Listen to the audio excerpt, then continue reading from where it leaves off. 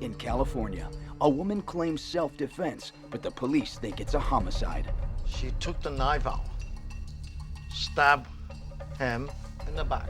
Conflicting stories and confusing evidence. Can Dr. Henry Lee unravel these tangled forensic trails? A young California woman, Melody, claims she killed her husband Bernard in self-defense as he tried to choke her. The prosecution believes she murdered him and attempted to cover it up by burying him in their garden. When Dr. Lee reviewed the evidence sent to him by the defense team, he found himself agreeing with the prosecution. What disturbed Dr. Lee was a crime scene photograph of the hallway where Melody claimed her husband had collapsed and died. If Melody's story was true, her husband would have bled out onto the hallway carpet as he lay there. But Dr. Lee didn't see a significant amount of blood in that area. Melody had the carpets cleaned right after her husband died, claiming that she didn't want her children to see the blood in the hallway.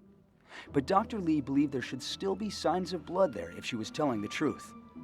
On Dr. Lee's advice, Melody's attorneys went back to the scene of the crime to re-examine the hallway carpet.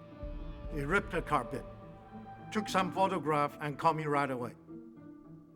Said, Dr. Lee, you are absolutely correct. We found a large pool of blood underneath the carpet. To determine if Melody was telling the truth, Dr. Lee and Major Tim Paulbach carefully reconstructed what she said happened that night. Then Lee discovered an intriguing bloodstain on the box spring underneath the mattress.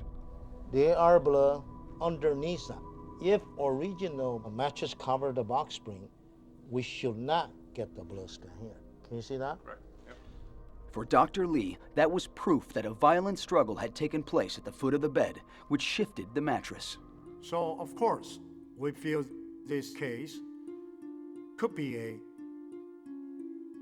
self-defense case. In an unusual demonstration before the jury, with attorneys Charles Goldberg and Ronnie Frant, the actual mattress and carpets from Melody's house were brought into the courtroom to illustrate Dr. Lee's interpretation of the events. Correct. She was lying on the bed, and meanwhile, Bernard come in, choke her.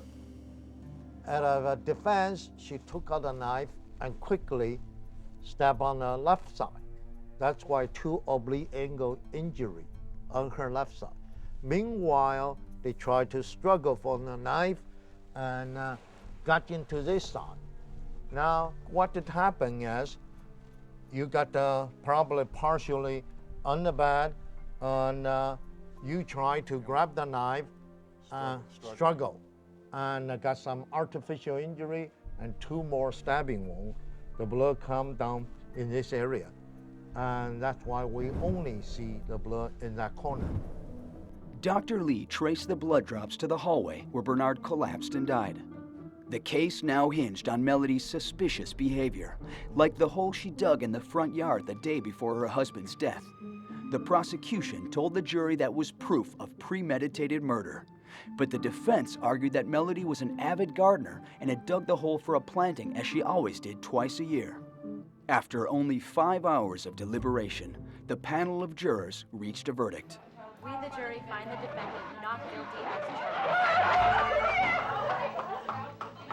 They had given Melody back her life, thanks in large part to the critical forensic evidence uncovered by Dr. Lee.